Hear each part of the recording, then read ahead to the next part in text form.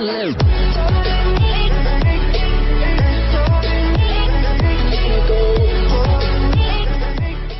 Sri Lankan minister says an initial investigation shows the deadly Easter Sunday attacks were carried out in retaliation for last month's Christchurch mosque shootings.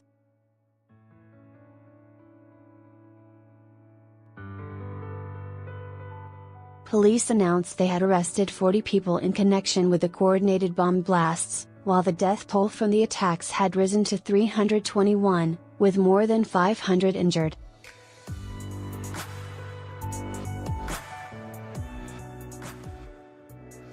Two domestic Islamist organizations, including National Tawheed Jamaat, are said to be responsible for carrying out the suicide bombings at churches and hotels.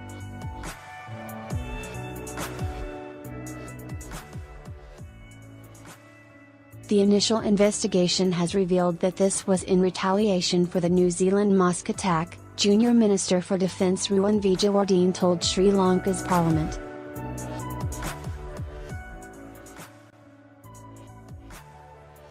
It was done by National Tawheed Jamaat along with JMI, he said, referring to another local group, Jamiatul Milatu Ibrahim.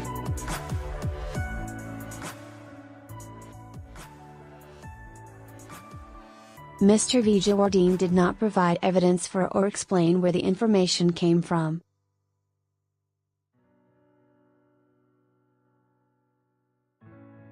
The office of New Zealand's Prime Minister Jacinda Ardern said she was aware of comments linking Sri Lanka's Easter bombings to the mosque attacks in Christchurch, but noted the investigation was in its early stages.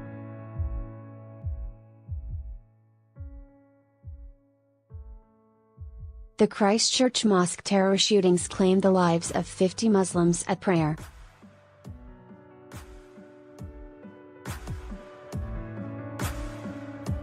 The alleged gunman, Australian and suspected white supremacist Brenton Tarrant, has been charged over the killings.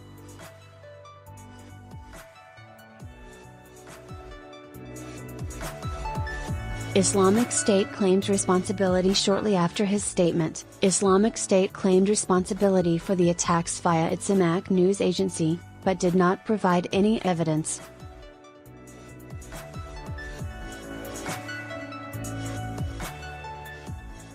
The group often claims responsibility for such attacks, whether or not it was involved, but Sri Lankan officials do believe the local groups had links to foreign extremists.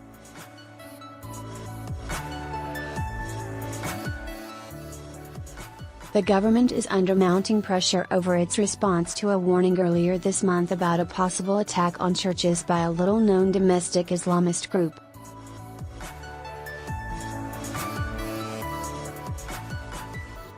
Mr. Vijayawardene blamed weakness within Sri Lanka's security apparatus for the failure to prevent the 9 bombings at churches, luxury hotels and other sites.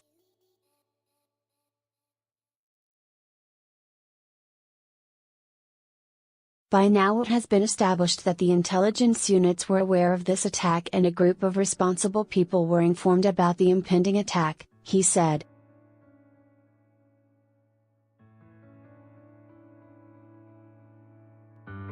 However, this information has been circulated among only a few officials.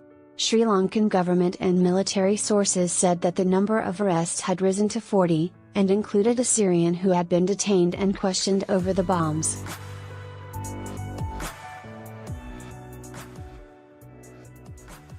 He was arrested after the interrogation of local suspects, one of the sources said.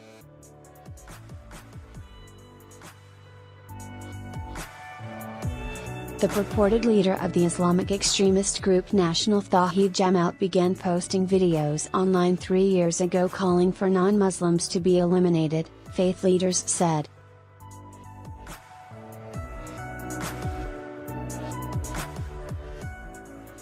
Much remains unclear about how a little-known group called National Tawheed Jamaat allegedly carried out 6 large nearly simultaneous suicide bombings striking churches and hotels on Sunday.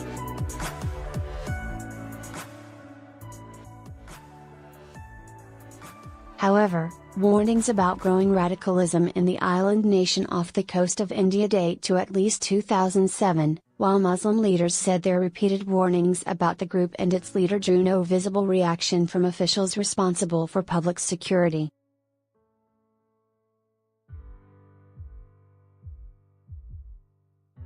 Some of the intelligence people saw his picture but they didn't take action, said an M. Amin, the president of the Muslim Council of Sri Lanka.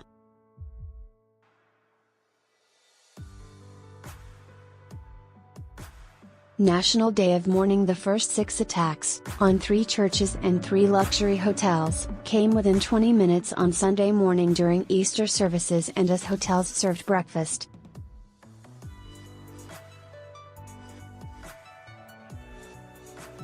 Two more explosions, at a down market hotel and a house in a suburb of the capital, Colombo, came in the early afternoon.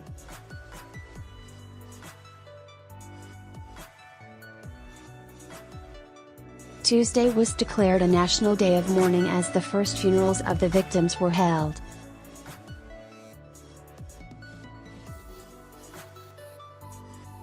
Most of the dead and wounded were Sri Lankans, although government officials said 38 foreigners were killed.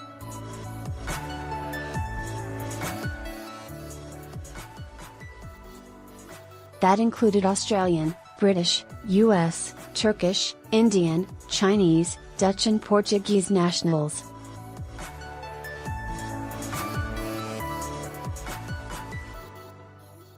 Among the victims were 3 of the 4 children of Anders Holk Poulsen, Denmark's richest man.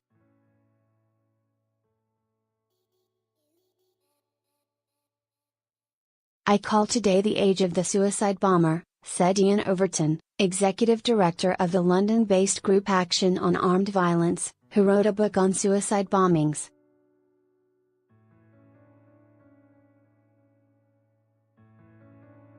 They have to be much more devastating, more impactful, more hurtful, to get as much media headlines as possible.